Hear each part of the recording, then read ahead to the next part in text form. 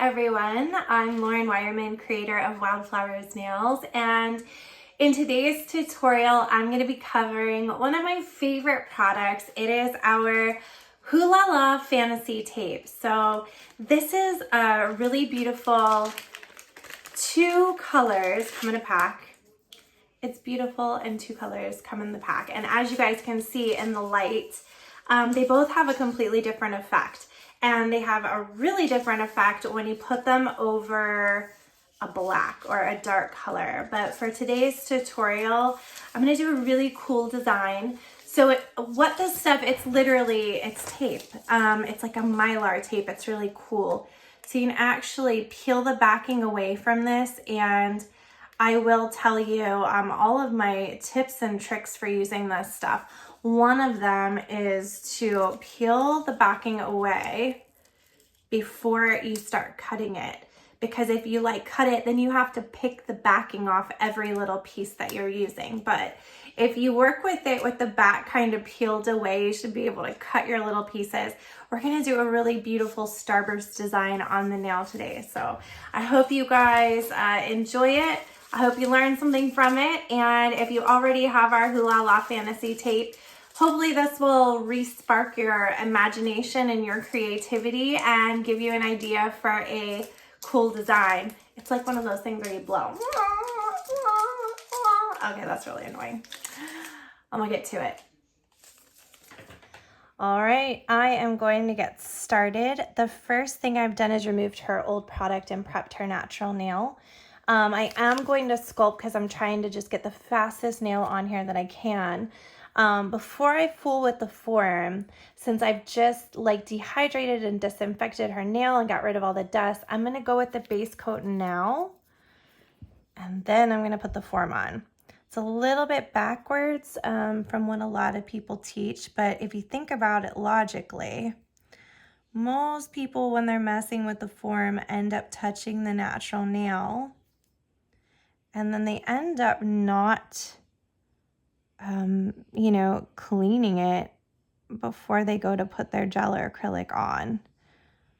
Cleaning it meaning getting rid of, the moisture and the surface contaminants and all that stuff. So really, to me, it makes the most sense to go ahead and get the base coat on and then get our form on. Go ahead and cure that for 30 seconds.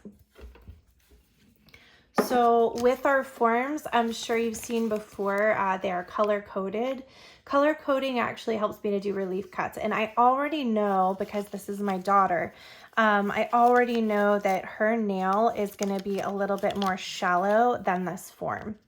So I'm going to pop this center part out and just get rid of it.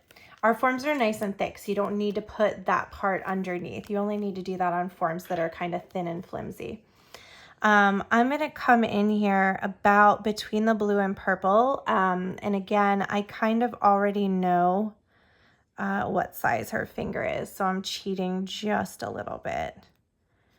And what this is doing is it's kind of flattening this out a little bit so that it's not such a deep shape for her finger. So I didn't take out a lot. I mean, you can see what I took out, but you'll see as I fit this on her finger. All right. All right. And you can just follow. What you're looking to do is you're looking to follow where her natural pink meets her natural white. And you can see we're probably going to be pretty close if I pull this away. She has a different shape out here on her free edge, but where her natural pink meets her natural white on the natural nail, because they're so natural. I like to undo the back of the form. I like to close the front of the form. We're going to do sort of a pointed almond shape on her finger. Open this up, get in there, get underneath those corners.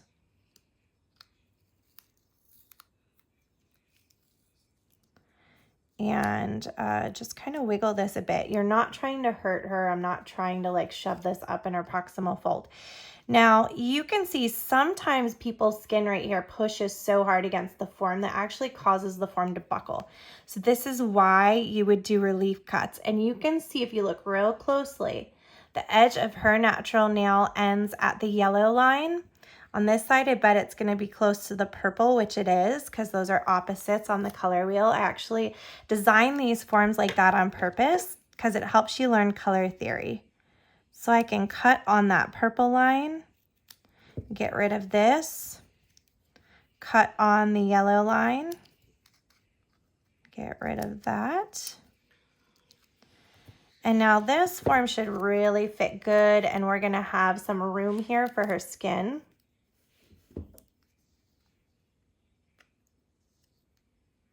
And be careful not to poke your client because it's, you know, it doesn't feel good to get poked.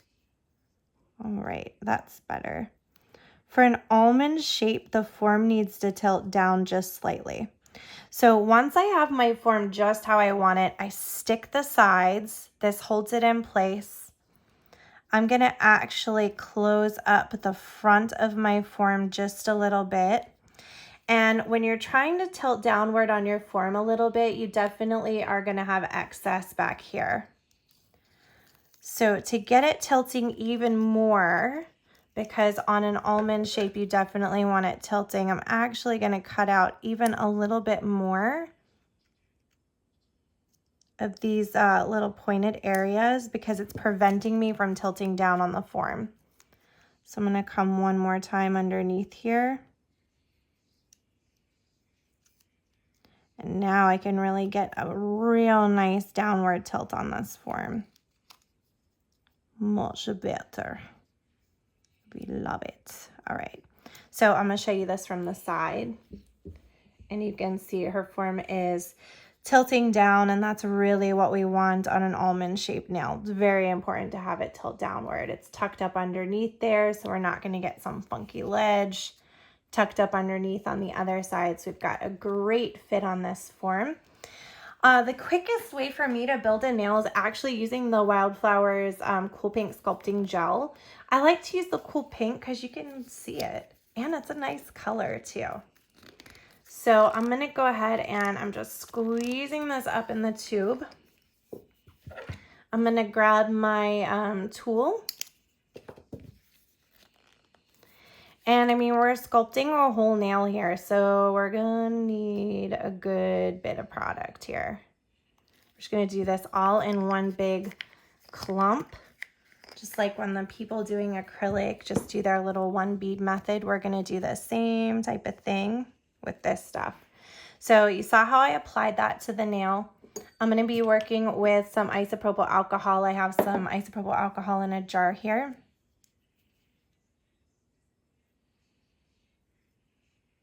And the first thing that we're gonna do is work on this top section. And what I like to focus on is getting my product all the way to the left side of the nail and all the way to the right side of the nail. And I do have like a whole online course for this product. So if this is something you want to get into and you want to learn like really how to build really good nails out of this product, you may want to consider doing my online course. Just a little plug there. But it is like 12 or 14 hours of me teaching. I mean, it's like everything you could ever need to learn or know about working with the Wildflowers sculpting paste. But like, oh, I just love this stuff. It's so easy to move around. It's so easy to work with. Every now and then you'll get a little bubble. I can actually see one right here. So I'm just poking in there. It's really a rare occasion that that happens, but I'm glad that it happened on this video because then I can show you guys how to handle it. And that will take care of itself. So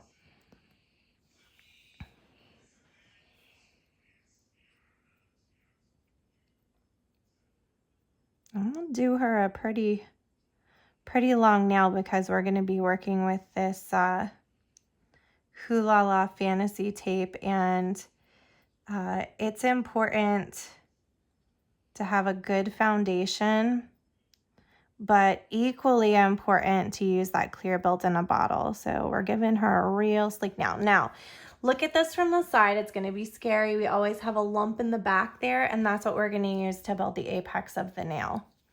So now I'm going to come back into the back and start pressing on this. Moving that forward. And it presses it up into a really good apex for me.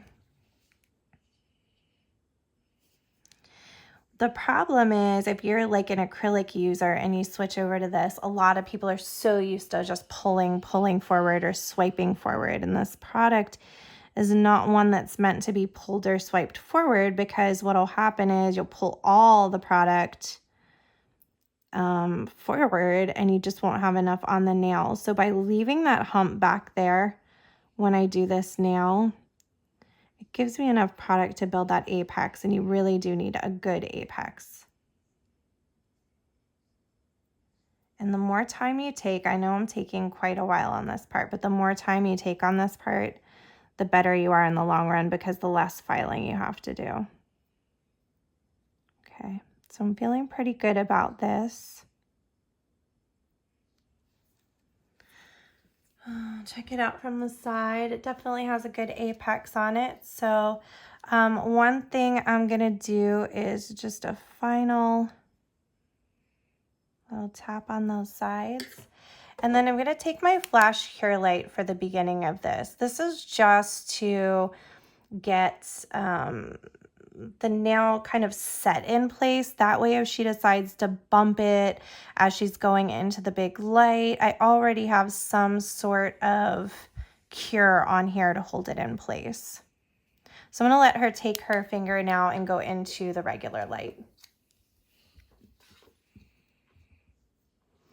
Okay, so time to remove the form. I'm just going to pinch underneath and then gently pull down, and you'll see as I turn her finger over that this has cured nicely all the way through with no trouble. I've got plenty of product on her sides, too much actually, but better to have too much than not enough, because if we don't have enough product on those sides, we'll get those ledges. So I'm gonna go ahead and file this. So there's definitely some tricks when you're working with this stuff.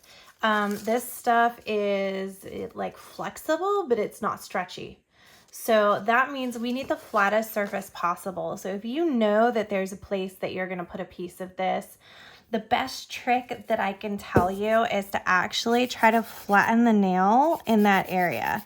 And I'm gonna have a piece coming right up the center of this nail. So what I'm gonna do is I am actually going to use my file to kind of flatten an area right here, because I know that I'll have a much easier time if I have a flat surface.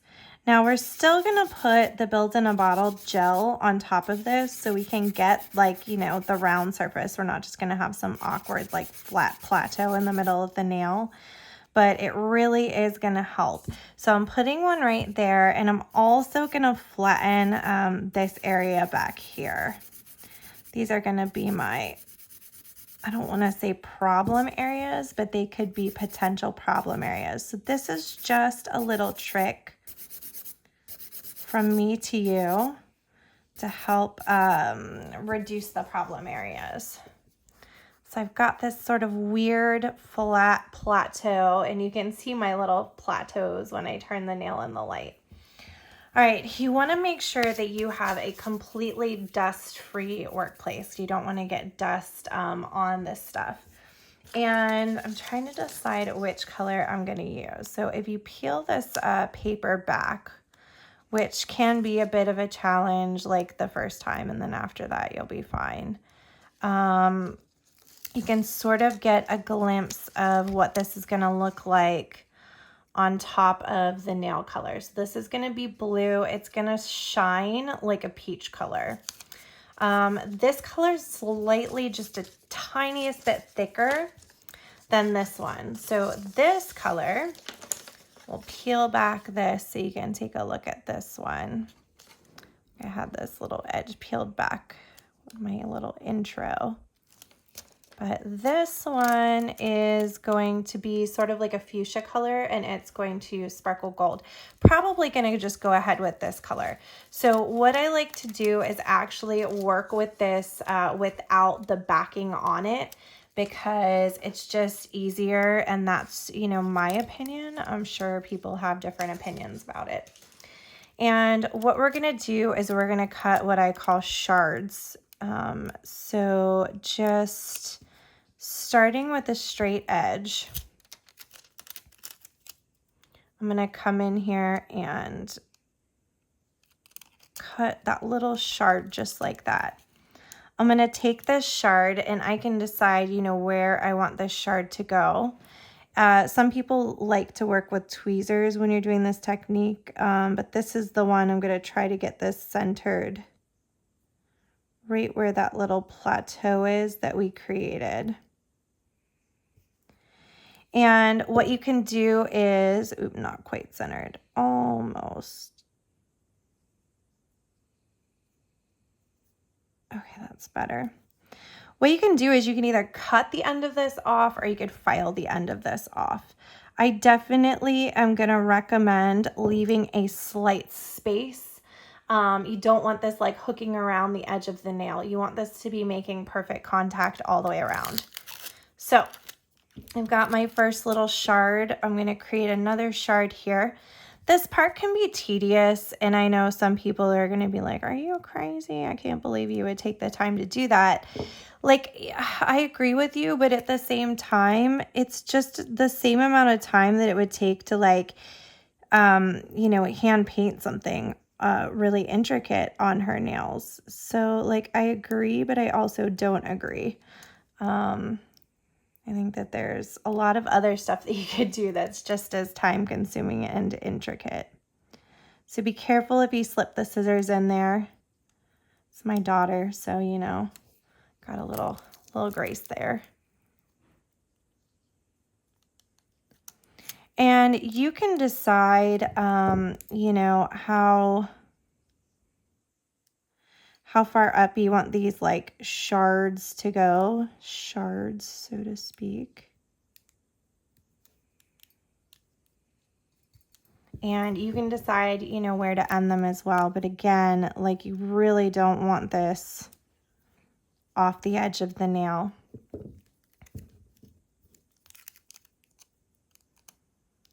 And some people might prefer to cut the pieces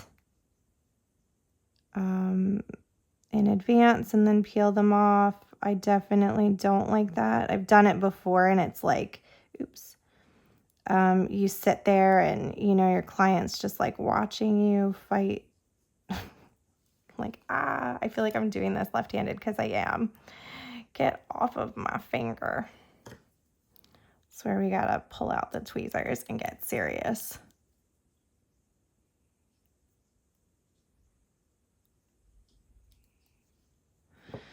It's one of those tedious things where you're like, oh my God, I'm never gonna do that again. But then it looks so cool that you're like, okay, I guess I am.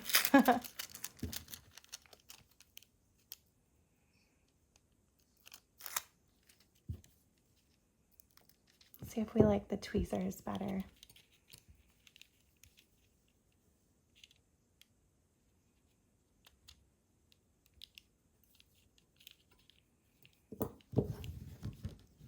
Really is like surgery. It's like you need an assistant to be like, tweezers, scissors. All right.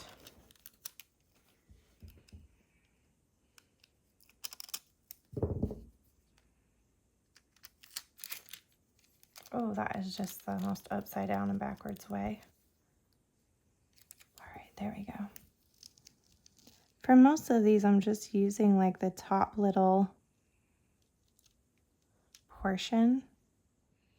There we go. Oh, shoot. Gotta try to get your client to not move or breathe. Most of them are good at that. I can remember my clients would be like holding their breath as I was hand painting stuff. So this is no different. It's just as intricate.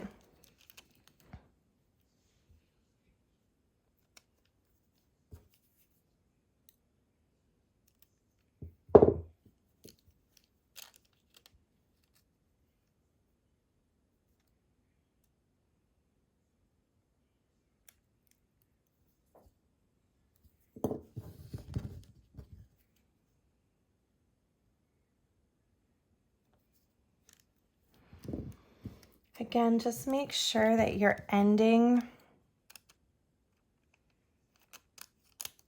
your little shard well before the edge of the nail. That's like really one of the tricks.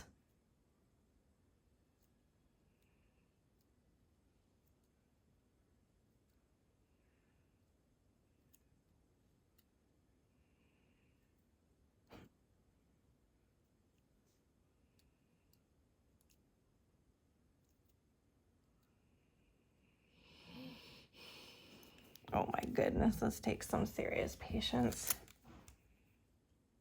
Sometimes I feel like just holding it with my finger is really the best thing.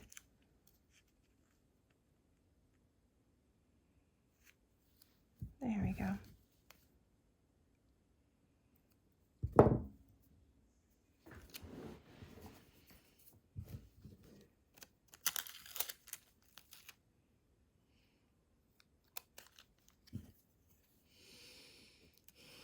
Reminds me of that game Operation. I feel like my parents bought me that game when I was a child, and it used to freak me out so bad. They would end up having to take it back to the store every time.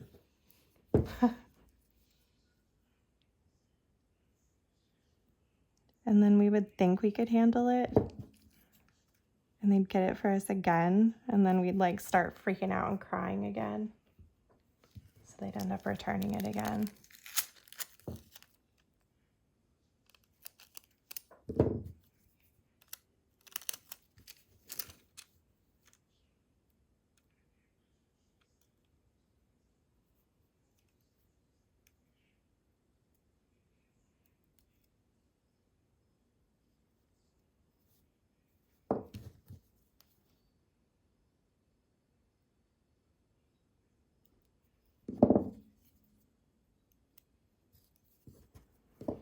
We are almost there.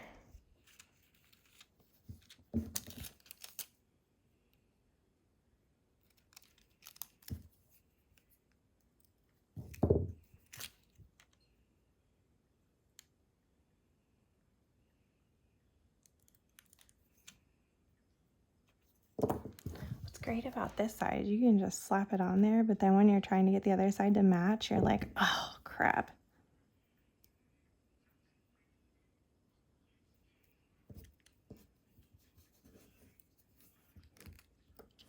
And the funny part about nail art is, like, as tedious as this is, I almost think clients have fun bringing in pictures of stuff like this and saying, do this. I might be contributing to the problem. So my apologies to those of you whose clients are subscribed to my YouTube channel. They come in demanding these crazy nails, but like seriously, this is going to be so cool. I'm really excited about it. Getting more and more excited as I add more and more little pieces. I think I'm actually going to reposition the one going right down the center. And just scoot it down a little bit. That is too far up. And it looks like a darn lighthouse. See if I can get it off. It'll be a miracle if I can get it off.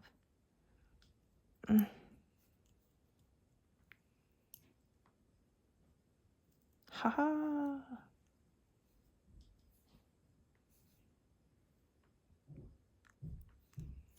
Almost. Just trying to get it in the middle.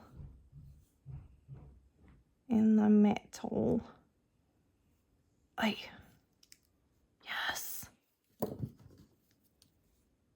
looks way better, right? Doesn't look like a lighthouse anymore. All right, one more piece. Unless you want to get really crazy and start putting pieces in between the pieces, but I really feel like, oh God, this is so backhanded. Ugh. Oh, pray for me. Yeah. No, didn't even get close. Stop. Every time I go to like stick it, nope. And then I go to pull my hand away, it's like, yeah, no.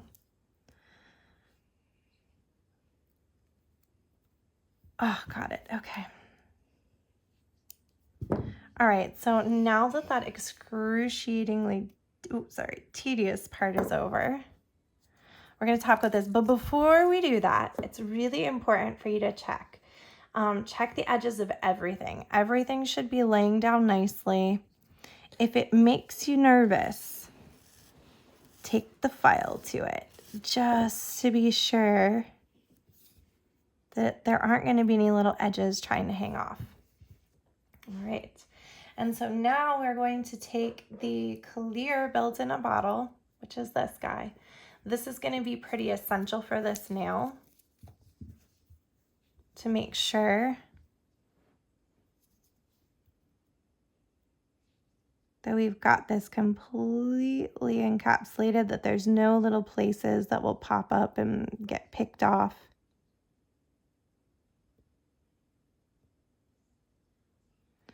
When we first launched this product, we didn't have this gel. So we were having to do like 10 layers of top coat to try to keep this stuff down. But now it's really awesome, so we can just use this stuff. Usually one good coating and then a top coat.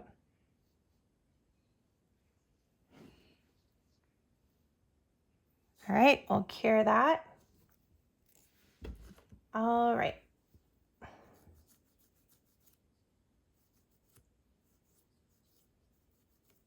Just gonna give this nail a quick buff.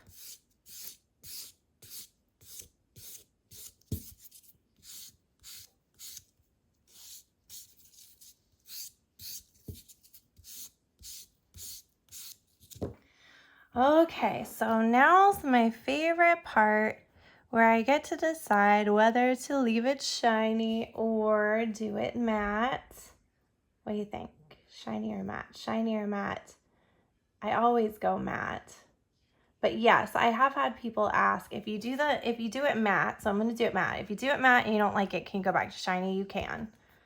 So let me do it matte because I really like the iridescent stuff. I love the way it looks matte. So I'll put a matte coat over top of this. I know some of you are probably screaming. Okay, we'll cook this. I'll show you what it looks like matte.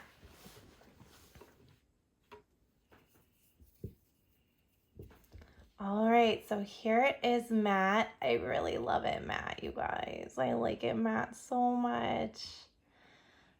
Ugh, looks so nice matte. It's like very eye-catching. But I will show you something kind of neat. So we'll do a compromise. I'm gonna grab my gold brush, and I'm gonna get a little bit of the metallic top coat, and I'll show you a quick little way to compromise on here. So I'm gonna get a glob of the top coat. Oh, my brush is a little dirty. Pardon me for a moment while I deal with this dirty brush. Holy cow. Okay, so quick word about cleaning brushes.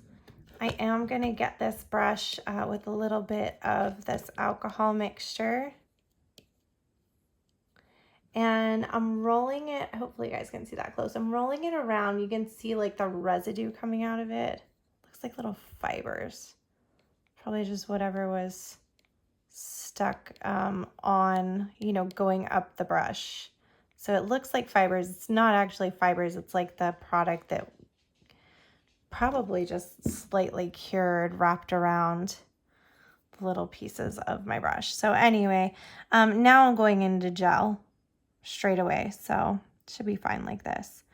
So I'm going to take this, and if you want to, you can apply this just like that, only on the parts that have the tape.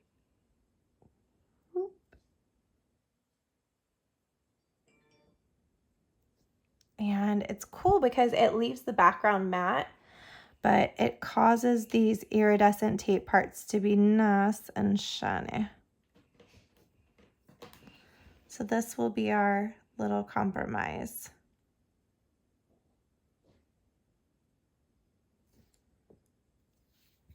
I'll always have that one like strong side where you can just zoom and go really fast. And then I think we also all have that weak side.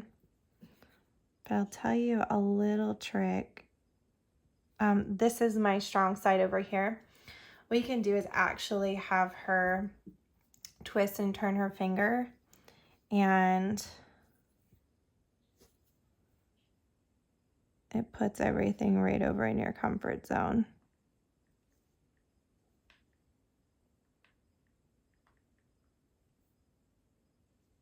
Boom. All right, flip that back around. So there's our little compromise. So we'll cure that, and that will be finished. All right, so last step always is oil. Make sure you're always using oil with a dropper, especially in a salon setting. If you have your own personal bottle at home, you can use a brush, but oil is not a self-disinfecting product, so don't let anybody put oil on you unless it's coming from a dropper. So there is the finished look. Really cool, really different, tedious, yes. It's only for the not faint at heart that can sit through something tedious, but what a cool result. All right, oh my goodness, just finished with the Hula La Fantasy Tape Nail. You guys, this stuff is so cool, but gosh, that design was tedious. I'm not gonna say all the designs are that tedious because there's not. There's some really like not tedious designs. But if you take anything from this video, just remember that you want this stuff to be in one of the bottom layers of the nail. So whether you're using gel polish, whether you're using an enhancement product like acrylic or hard gel or something like that, like for example, if I was going to go in there and just put all sorts of mosaic shaped shards of this stuff, I'd probably go in and flatten that nail as much as I possibly could first. That way you have a very flat surface to stick the tape onto. And then what you can do is actually build the curve and build the apex with the top layers of products. So whether those products are built-in a bottle products, or if you're working with a liquid and powder acrylic, hard gel, whatever it is that you're working with, remember that when you're using the Hula La Fantasy Tape, you definitely want it in one of the bottom layers. It doesn't have to be like the very bottom layer, but one of the down low layers of the nail. It'll give you the least amount of trouble that way. And just remember, if you're working on clients, if they can feel it, that drawer is bothering me. If they can feel it, they're probably gonna pick it. So if you can see it, or if you can feel it, they can also see it and they can also feel it, and they're gonna wanna pick at it. So if you go and you do the nail with the Hula La Fantasy Tape, you have a little edge or a little corner that's poking up, you definitely wanna file it off. And then after you file it off, you're gonna wanna reseal over top of that to make sure that everything is completely encapsulated in the gel or in the acrylic, whichever one you're using. So hopefully you guys learned something. I am looking forward to seeing you again next week. Bye. So don't forget you can shop online anytime at wildflowersnails.com to get any of the stuff that you saw in the video. Don't forget to follow us on Instagram as well at Wildflowers Nails and at Wildflowers Nail Shop. We have Master Artist Week coming up in just probably, oh my goodness, I think 4 weeks. I'm so excited. We only have 20 spaces in the class and there are still just a couple spaces available. This is a week where you work directly with me. I guide you through creating 49 different nails and it is just an unforgettable week. It will change your career. We have this class once a year. So 2020 almost sold out. We'll be launching the dates for 2021 coming up very soon. But that's how you become a master artist. Be sure to subscribe for a new tutorial every Thursday. And of course, again, our website, wildflowersnails.com, you can find all of our goodies.